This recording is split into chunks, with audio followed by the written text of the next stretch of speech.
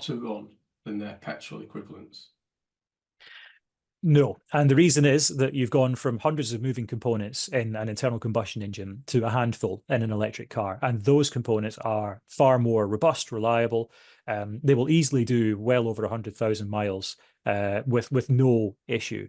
What does need to be replaced? Well, you don't have an exhaust gas regulator, a timing belt, clutch, gearbox, anything like that to worry about.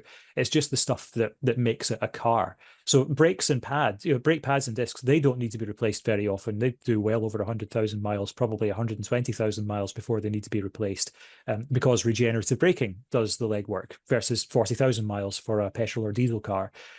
Tire wear is broadly on par with petrol or diesels, despite some of the scare stories you might have heard. It is genuinely broadly on par. Ask any EV driver you know.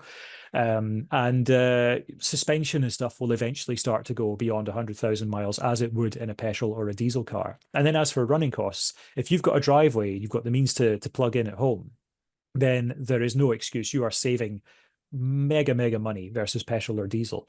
But even if you're more reliant on public charging, it's not as scary a price difference as you might think. And there are some apps like Octopus Electroverse which might be able to offer discounts by using specific networks. In fact, some charging networks have their own app which has a loyalty discount for people who charge via the app.